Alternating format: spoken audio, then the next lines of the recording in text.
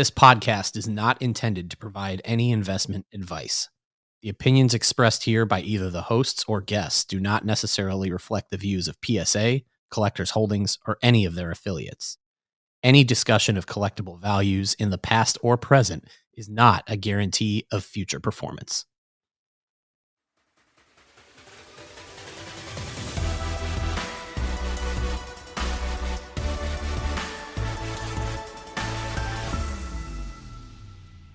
Hello, everyone, and welcome back to another week of the PSA Pod.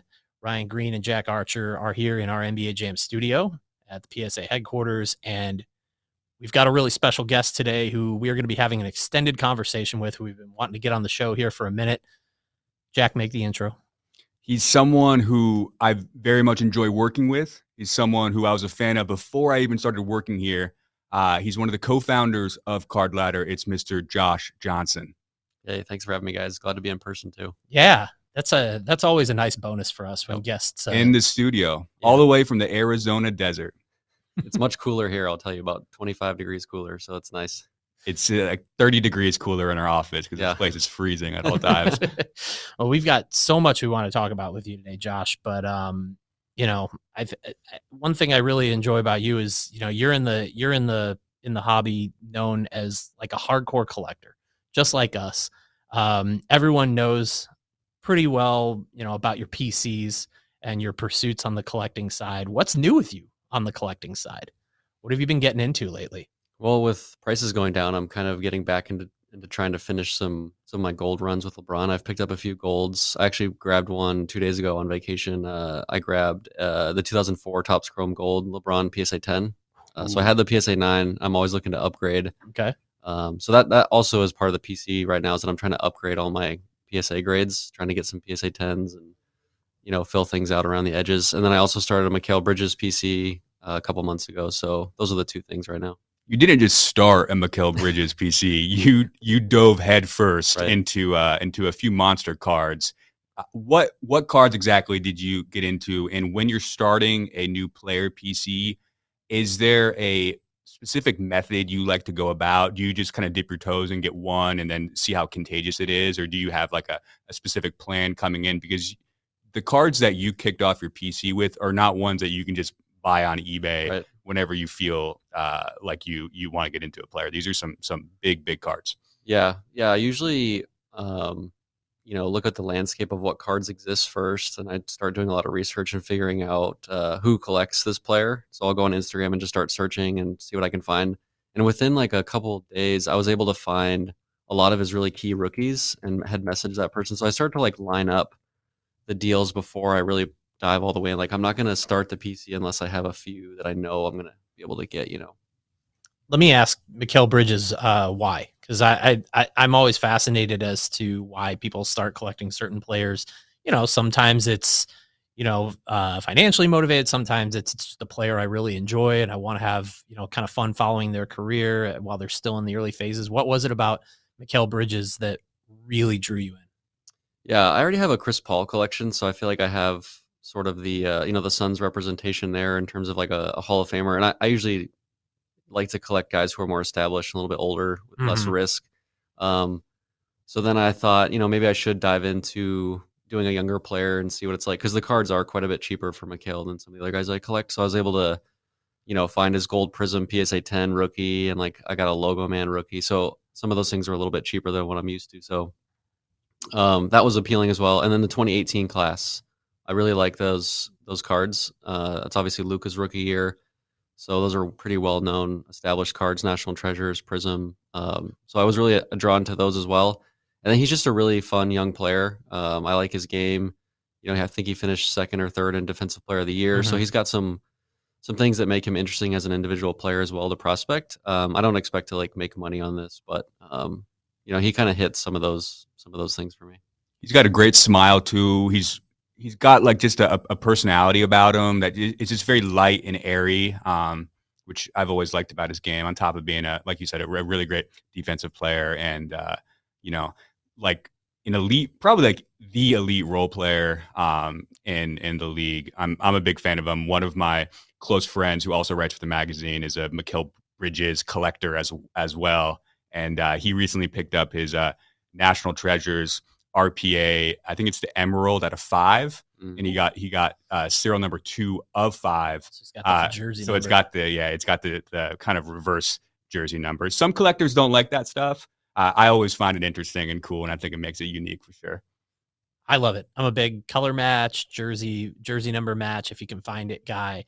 And, everybody kind of has their different ways of diving into set collecting. It's really interesting to hear yours, because this is something we really wanted to dive into today. Was this, I guess we're seeing a shift in the hobby in terms of the way people are collecting sets, especially centered around players. And people are becoming much more, I guess, keen and sharp and passionate about player collecting sets. What do you think has kind of led to this? Like, what happenings in the hobby over the last couple of years of things have morphed so fast has really contributed to this? Well, I think the biggest thing is that, culturally we're drawn to the star players, the individuals. And so a lot of us, collectors, were drawn to like one specific player versus, the set or the team in a lot of cases. So people are drawn to Kobe and they're drawn to Luka and LeBron. Like, these are big names that have their own sort of individual brands and followings that a lot of us are drawn to. So I think that's a big part of it. The other one we talked before was just how many parallels there are. Like, a lot of people used to collect sets back when it was, you just get one card of each player in the set and you'd be done. And then, grading came in and you'd want to get the highest grade possible in PSA of the set. And then it became, there's, 50 parallels of everything in PSA of every player. It just became this impossible task. So player collecting, and then within that, even set collecting of players, has become sort of a necessity to be able to still itch that collector, scratch that collector itch, while also, honing in and focusing and saving some of your money.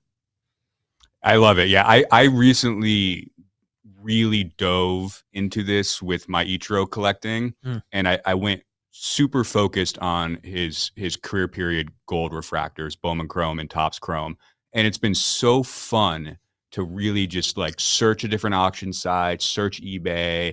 I picked up a PSA 9 of his 2004 at a card show a few weeks ago, and just the hunt is really, really fun, and I've been enjoying it, and it's also just nice to have like a very narrow focus of what you're looking for, because with so many different cards, and especially for players who played as many seasons as Ichiro, it's kind of easy to have a collection that doesn't necessarily feel very cohesive. But now I'm starting to look at it, and it's like all on display on my desk, or on a shelf at home, and it's just like it feels nice to have something that is so together, so cohesive. I'm friends with his name's Brendan, 90s Wax. He actually works here.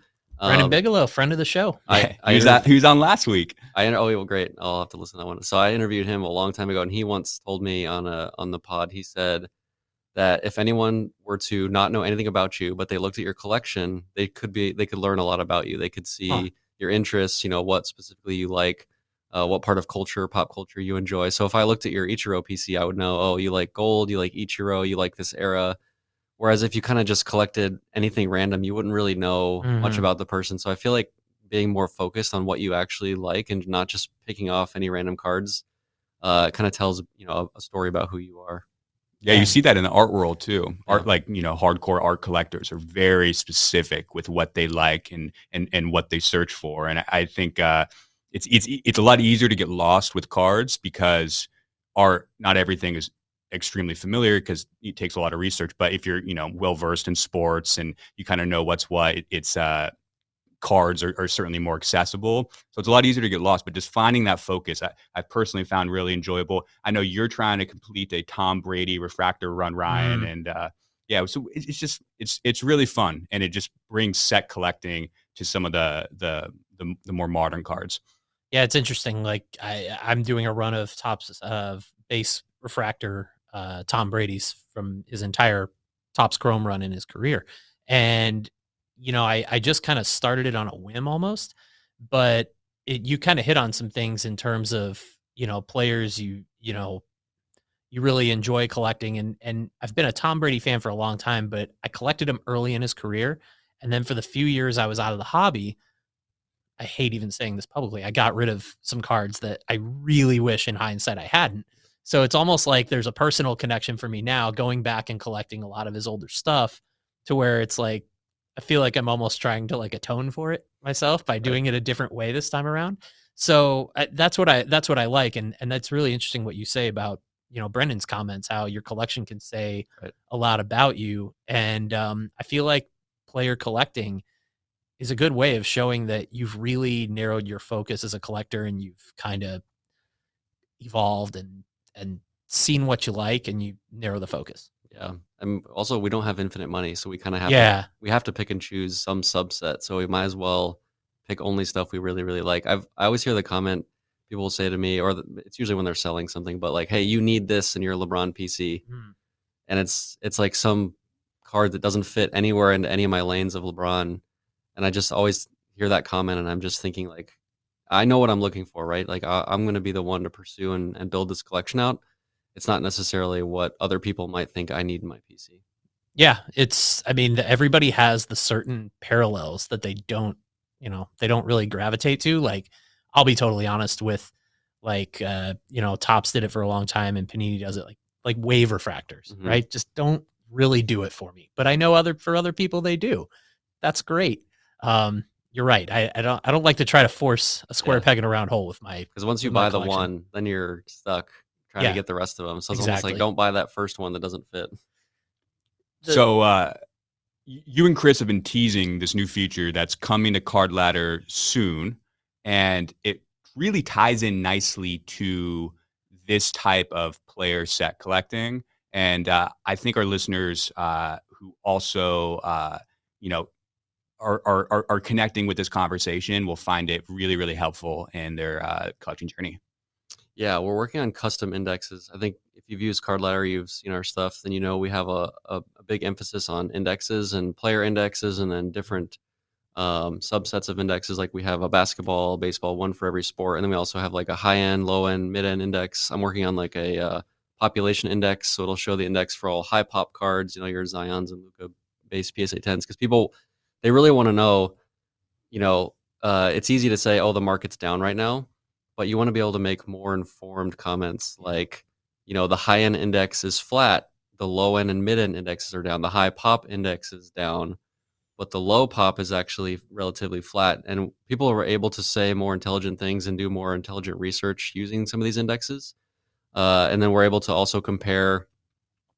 We've been comparing the CL index to the stock indexes. I don't know if you've seen some of that back and forth on Instagram, but we're able to kind of pick 50 cards that we feel represent the hobby fairly well, track it over time, compare it to the S&P 500, for example.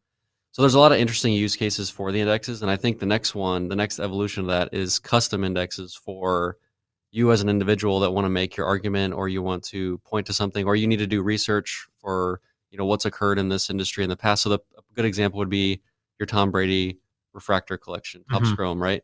You could just create an index, pick out all the cards, all the individual Brady, let's say it's like 20 cards even if it's just that few of cards, you could still make an index, plot it over time, see how it progresses day to day. So that's what we're working on right now. There's some difficulties with just how much data, is moving. Our indexes, it's a lot of data crunching. So I just need to, I was working on it in the hotel last night. So it's in the works. That's I'm so pumped for this. And I think even for stuff that you don't specifically collect, just if you love cards, you'll just find like ways to tinker around with this, like, fast break for silver, and like all these different buttons you can push to kind of create unique data points just to look at and consume and enjoy. Yeah, I love what you said about kind of how you can break it out to just to get more insight as a collector. It's easy for a few people, say on Twitter, to start saying, oh, the Zion market's down. Whereas we're actually giving people the tools to be able to, find out for themselves. Is that actually true? Right. Is there good opportunity right now if I want to start collecting him? If I do want to, get serious about collecting him, this data gives you information if you want to start player collecting on where is the best place to start. Yeah.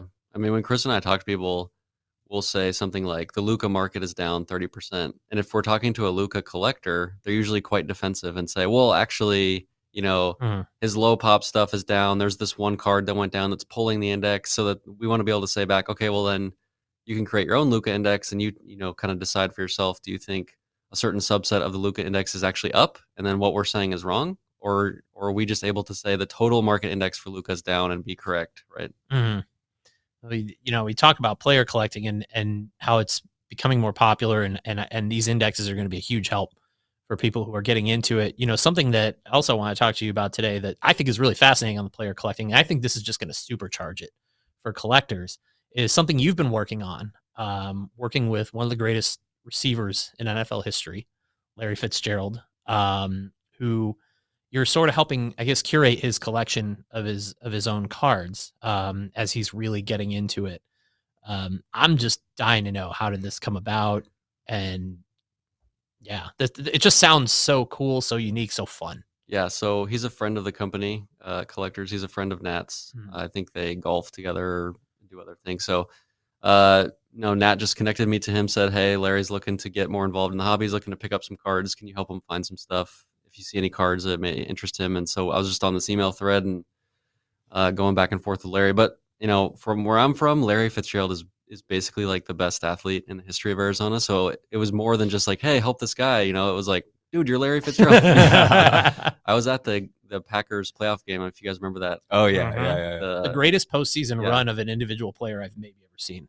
Oh, that was the 2008. Or that was 08. Yes. I was going to say, I was at the game, and I think that was 2015, where Palmer got flushed. It was the first year Amazon did All or Nothing. Yes, remember that? Yeah. And then Rodgers threw the Hail Mary to tie the game. It was just like an absolutely insane game. And so the whole stadium was chanting Larry when he made that, crazy play in overtime. And then he ended up scoring the winning touchdown. So my memories of him are going back to that game, and then obviously back to 2008, the Super Bowl run. So I was really excited to help him, and he just seemed really genuine about it. He actually was like, no, I want to get some of the rare stuff. I don't want the boring, cards. See if you can find me the low pop rare stuff and just send it over. And I found a really neat rookie, the 2004 Topps Chrome Gold Refractor. Those are numbered to 279, so they're not super rare. But the pop on the PSA 10 is only 4. Oh, wow. And I'd actually never seen one before, come up for sale. So I saw one, asked the guy if it was for sale, bought it, and then I bought it first and then emailed Larry like, hey, I bought this. I think you should just get it all, I'll obviously just give it to you for what I paid. And then he was like, yeah, I'll just come pick it up at your house. Give me your address. It's like, okay. And they just pulled in, and it's like, wow, Larry Fitzgerald's walking to my door. This is strange. So it wasn't like, we're best friends or anything. It just kind of came about this way. So no pressure or anything. No, my kids and wife are pretty excited to have that happen. So we were like cleaning the house all day, and it was funny. I'm excited. I saw it on Instagram, and then we chatted about it. And I was just like, my goodness, like how cool is this? And I think Larry Fitzgerald is one of the most likable athletes and one of the most universally appreciated athletes. I feel like his approval rating is at like 99.9% amongst football fans. Yeah, he might have to get into politics. His approval rating is really high. I think he's still one of the only guys I can't think of anyone else off the top of my head. When he scores a touchdown, or when he did, he immediately flips the ball to the ref. Yeah. He's like the only guy, because all these guys, especially the TikTok world, they've got their dances and stuff. And he's just so old school. He just flips it to the ref and just runs the sideline and, celebrates with his teammates. So it's funny. My parents live in Arizona, and I was visiting them last year before training camp when nobody really knew if he was going to be playing or not before the season. And, my parents watch the news like every night, right? And I was watching the news with them one night, and there was like 5 straight minutes on Larry Fitzgerald. Will he, won't he? And my dad is just like, I know Larry Fitzgerald is a big deal, but if you didn't know anything about, Arizona sports, anything, and you watch the news here, you would think this guy is like the governor, or like the, he's held in that high of esteem there. So yeah, and he's cool. He really didn't want the whole fanfare for his retirement. If you noticed, he didn't actually ever say anything. He just sort of went into silence and didn't. I think the last season he kind of teased that he might come back just to get the scent off and keep people from trying to celebrate his last season, because he didn't want any of that. So he just rode off into the sunset. What's the Larry Fitzgerald card that you think belongs in his collection, but you just haven't been able to scoop up? So, Contenders is big for the rookie classes. Oh, yeah. He has a Contenders 1 of 1 that exists. He actually owns his PSA 10 Auto 10 Contenders rookie. I think that's a Pop 2. Okay. So he owns that one, which I was really impressed. I did not help him on that. He had that one, and I was like, wow, that's a big one, Larry. I'm impressed you were able to pick that up. But there's also a 1-of-1 copy of that card. It's kind of like a green color. It's like an emerald looking card, and I used to know where it is, but I'm not sure exactly where it's gone since. And that's one I think will be really sweet because it's basically his best card. It's really hard to go wrong with his cards. 2004 Topps Chrome and Bowman Chrome designs are just so sleek. I'm a really big fan of how those cards look aesthetically. Kind of what you were saying about Mikal Bridges with the 2018 draft class, right? Mm-hmm.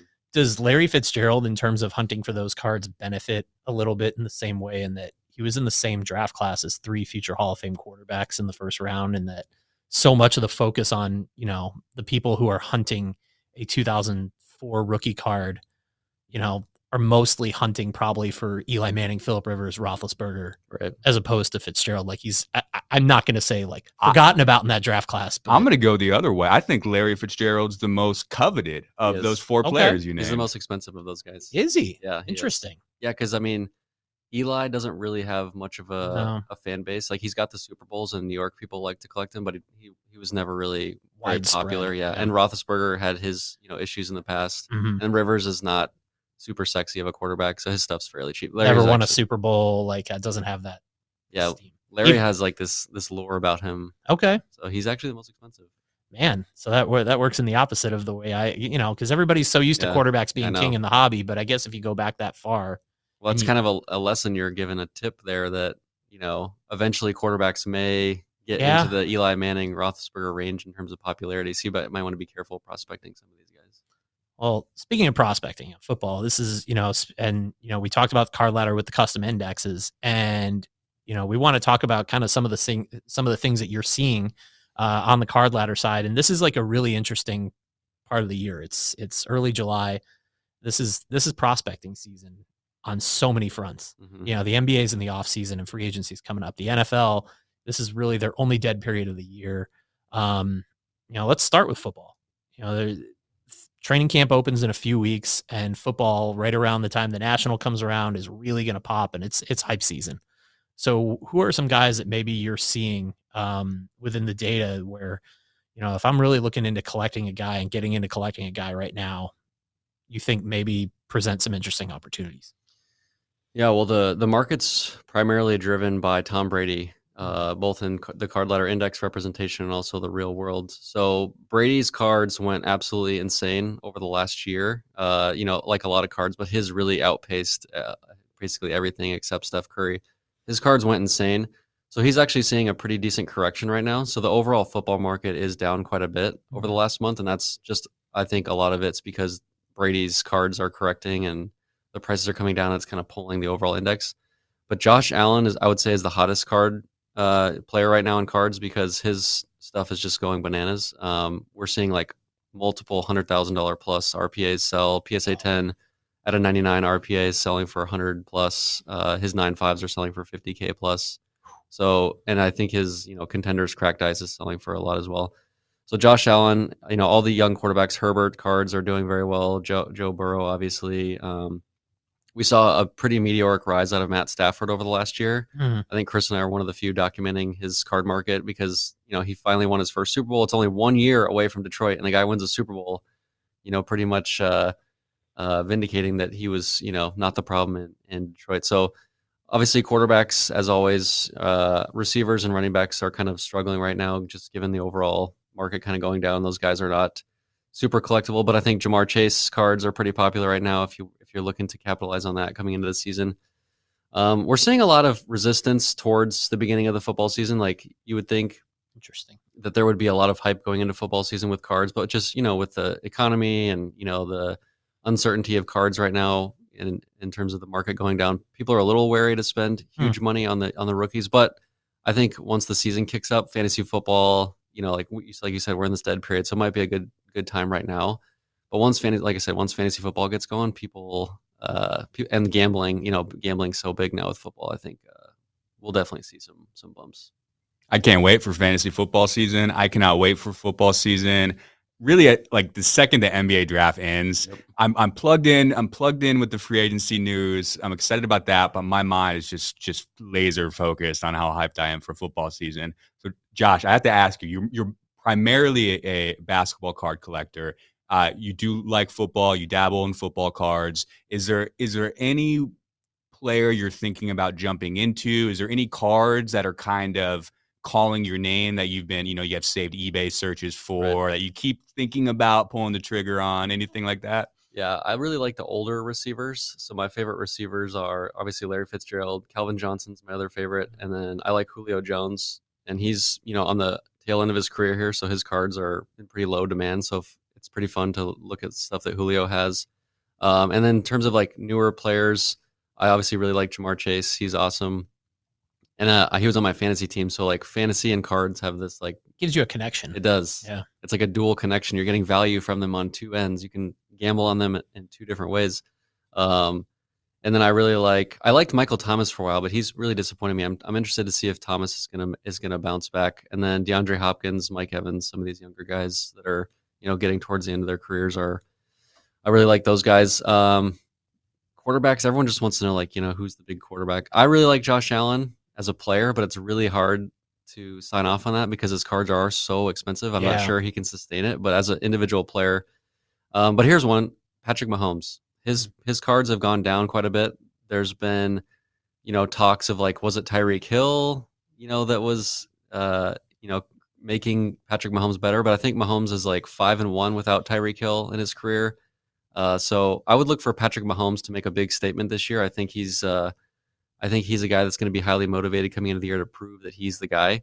And, all these young quarterbacks coming up, he's the only one of these guys that has an actual Super Bowl.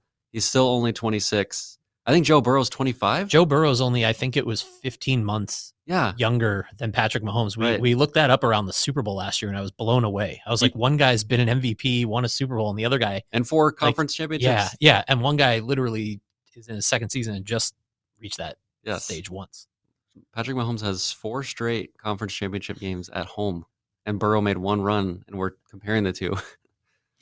All I know is that this upcoming football season, as a card collector and football fan, there is so much to look forward to because, the AFC quarterback situation is bananas.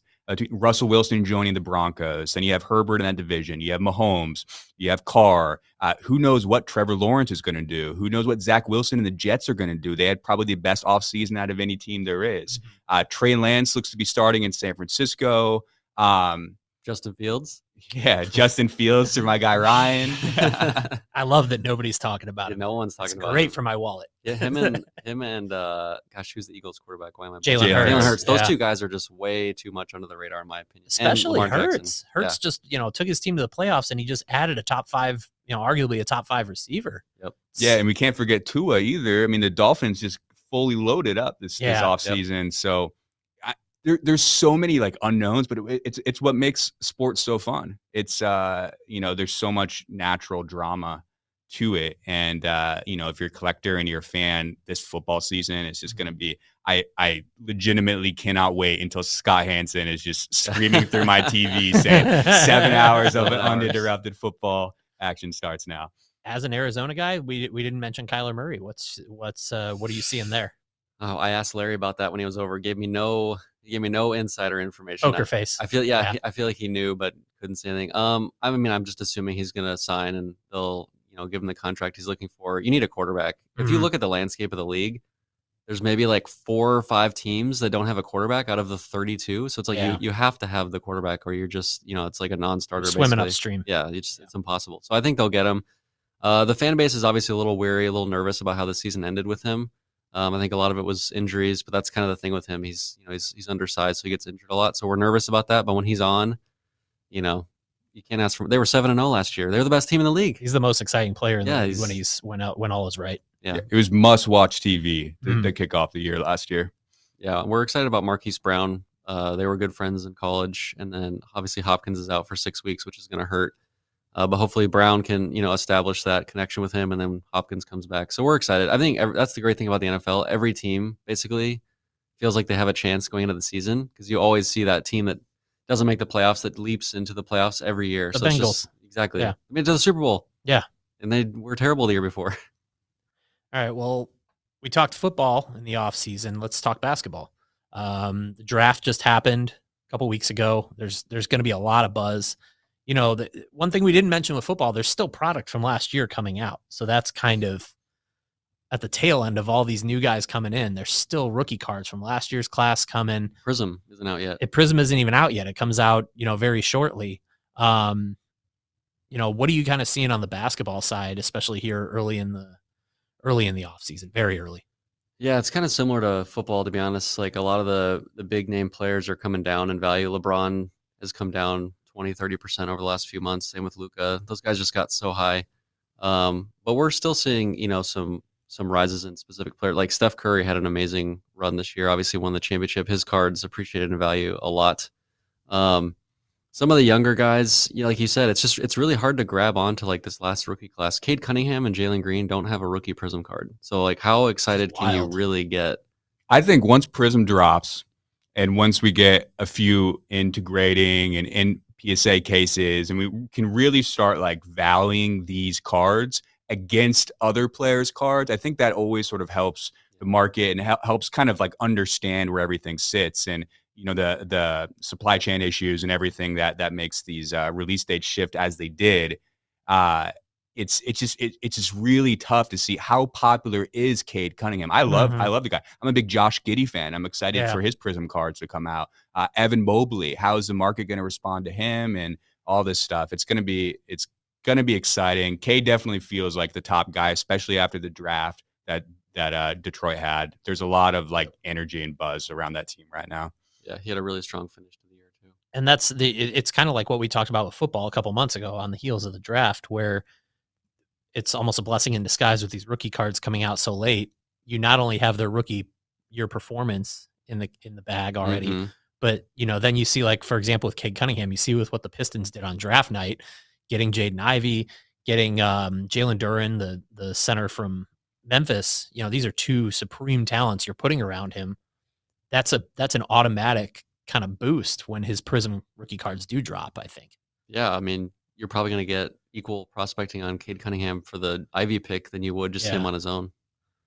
Yeah, I can't, as a fan of Prism, much like Ryan, I just cannot wait for the new basketball set to come out and just kind of have that into the hobby world. The hobby always feels like a teeny bit empty when you don't have Prism and Optic and Select for all the new classes. So this summer is going to be a blast for collectors everywhere. We don't have National Treasures yet either. We don't have true RPAs or true like gold Prisms. These are the top two, most coveted rookies for these guys. So, TBD, we have no idea what their markets are going to be like because their primary cards aren't released. Yeah, this class is loaded too. Yeah, and it's kind of perfect stormish that Prism's coming out a couple weeks before the National. Yeah, that's a good point. Think about how much you're going to see at the National of this Prism product. I mean, you're going to see obviously a lot of football. Yeah, Prism. This is the football Prism hype's in full effect right now for that rookie class. But yeah, you're right, basketball as well. And it's going to be interesting, the mood of the show. Like, is there going to be a lot of transactions? Are people nervous with the economy and their crypto and stock markets going down? It's going to be very interesting to see that dynamic. But if you add in the like you said, the Prism basketball, Prism football, that might offset some of that nervousness. We might have a lot of excitement. Yeah, one of the best parts about the hobby is trading. And I mean, at shows at the National, I love trading cards. I love negotiating a good deal. I love making things work. And sometimes like your taste and interest in cards change a little bit. You want to shift off of a player or a specific subset of a set or whatever it might be, and get into something that you're gravitating towards for whatever reason. So making those deals at the National face to face is just so fun, and there's no better place to do it because it has pretty much any card you can imagine on the show floor. Yeah, I would say, jumping off of that, give into the hype at the National. Have fun with it. Buy something you wouldn't have normally bought. Make a trade you wouldn't have done. Because in person, it's really hard to recreate that. So while you're there, you might as well have fun with it. It's a different rush. Yeah. So all right, Josh Johnson, let's talk about your big game hunting at the National this year. Oh, I'm not gonna for what you disclose something. You don't have to give the top item, but sure. like what are some things on the list that maybe you're okay with disclosing here that you're really looking for in Atlantic City? Yeah, I really need the 2009, excuse me, Topps Chrome Gold Refractor LeBron. I've owned a few copies, but I had a PSA 7.5 and a PSA 8. I really need a 9 or a 10. The Okay. 10 is a pop 1, so that one's going to be tough, but there's a few 9s, so I'm on the lookout for that one. That's my primary goal.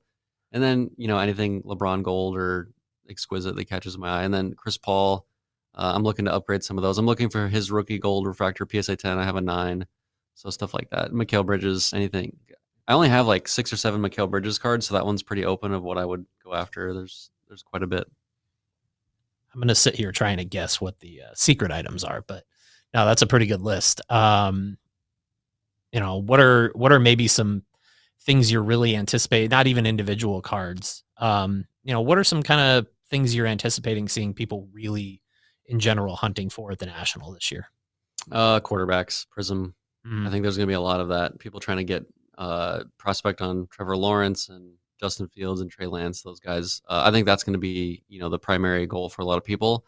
But we've seen a shift in the last year for, specific collectors, set collectors, player collectors. So I think you'll see a pretty good mix of more of the, quote unquote collector type card, the rare parallel stuff. You'll be seeing a lot of people hunt for that. 90s basketball and baseball and football. There's a lot of that going on right now. There's a Brett Favre green PMG sale for like 75 grand or 57. Wow. So there's a pretty high demand for some of that rare parallel stuff from the 90s. So I think, you're obviously going to see a lot of people hunting that stuff as well.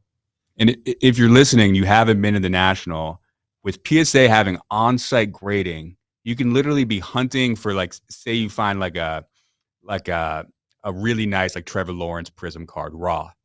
You negotiate a deal, you pay for it, you can walk right over to grading, submit it, and before you jump on your flight home, you can pick up your graded car that you bought at the show. It's there's nothing really like it, and it's just it's a special place. Mm-hmm. It's gonna be really interesting too, because PSA this year, we're gonna have full details coming out this week, but we're also offering submissions for take-home grading, where you can submit cards with PSA, and we will bring them back to the facilities in Santa Ana and grade them here and ship them back to you. So great option. Really good option that I think a lot of people are going to want to take advantage of. A lot of people are afraid, myself included, are afraid to ship expensive cards, Uh-huh. but they feel good about PSA shipping them back with the insurance and everything about PSA. They've shipped millions and millions and millions of cards, so they've got a good system to ship cards back to you. So I always trust getting the cards shipped from Santa Ana to my house. So I'm putting my bounty out there. I have one card I'm looking for at the National this year. I'm a set collector. This is not player set related. I need a Michael Vick 2001 SP Authentic RPA out of 250. Any specific grade? I would prefer to get a PSA 8 or above.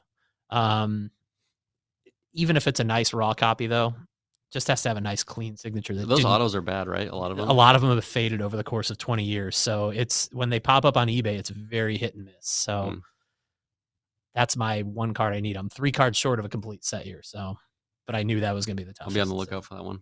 If you find one, got to let me know, because I'm probably going to end up paying way too much for it too. So. He's got a pretty decent market right now, doesn't he? Yeah, he does. I think he's one of those really fun, like nostalgia driven players. Madden. We talk about how culture influences cards. People my age, I'm 40 years old, when I was 21 and he was on Madden, yep.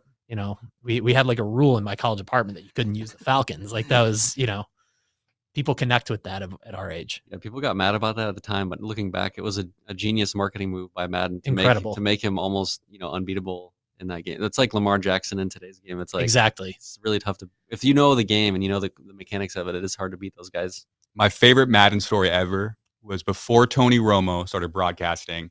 He would sit in his house and he would play Madden online on mute, and he would be calling the games that he was playing. And he's such a football genius, and he can read like defenses so well that when he's playing against like some 16-year-old kid in Oklahoma or something, he just started dominating. And I think he ended up being like 15th ranked in the world in Madden. Wow. The few months leading up to him making his debut for CBS. Was he predicting the calls like he does today? He probably. He's calling out what they're going to do? Probably. Another guy from the early 2000s whose cards are kind of fascinating. Yeah, I So- grabbed a few Romos Yeah. recently. Just like I'm a big fan of the 08 Topps Chrome. I grabbed Mhm. some as like a blue refractor, standard refractor. His rookie year, 08. No, his rookie- 03, I believe. Yeah. But he was very much like Tom Brady. You know, he was an undrafted free agent, so his rookie offerings are very limited. They're harder to find. But he has a Bowman Chrome. He has a Bowman Chrome refractor rookie. Mhm. I believe he has an SP Authentic Auto rookie. Another interesting guy because of what he's become in the football culture today. Even after his playing days, he's probably right now the most well-known color commentator there is. I mean, and he has decades of runway too. Yeah. To sort of be a touch point in the football world for many years to come. He's basically changed the way that broadcasting works now, Mhm. especially with like these contracts these guys are getting. He kind of set the bar for that. Everyone's running to find who's a retired quarterback who's going to know how to call out plays on the air that we can go find. Another name to look out for is Gronkowski. Mhm. Rob Gronkowski just retired again. Maybe he'll come back, maybe he won't. But speaking about culturally relevant, he's always in the limelight, very popular on social media. So, and a great tight end. He's got a really nice resume, probably be in the Hall of Fame. So Rob Gronkowski's a name. He's got some cool rookie cards too. Not a guy who will fade away and live a quiet life. Like he'll live a very public life. I can totally picture him not only doing like football coverage, but like in the summer hosting like those splash zone game shows you see on like ABC. He's going to be everywhere. I'm going to love it. Yeah. He's going to own a hard seltzer company here. Yeah, very of course. soon. He'll be Shaq. He'll be pitching everything for a long time. Exactly. And I'm going to love it, and we're going to all buy it. And he's just so likable. Mhm. Yeah. I have my favorite Gronkowski card story I like to tell is I have a 2000, I believe it was 2010 was his rookie year. I have the rookie premier auto numbered out of 90, which is a beautiful on-card auto. And he has this really like smug looking portrait on it. And I showed the card to my girlfriend when I got it. She said, I can smell the Axe body spray coming off of that card. Yeah, that's good. Now, I might have to hunt for Gronk at the National too. His contenders rookie is pretty good. Yeah. Pretty cheap too. Anything, what's going on with Card Ladder at the National as well?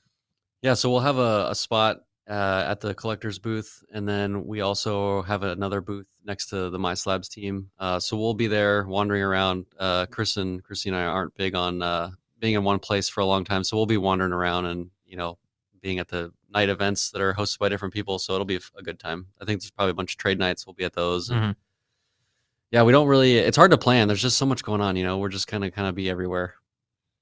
Kind of same here. Yeah. You got a game plan and then watch it just go to We'll let the content come to us, Ryan. There exactly you go. Just stand in the middle of the show and just point your camera. It's the famous Mike Tyson quote. Everyone has a game plan until they get punched in the face, right? That's You a walk good through the one. doors at the National and everything just scatters and goes to So awesome. Well, we're looking forward to it. Josh, thank you so much for taking the time with us. Yeah, thanks for having me. This was fun. Yeah, it was awesome, Josh. Thanks for coming by. And thank you for listening. We will be back next week with more here on the PSA Pod.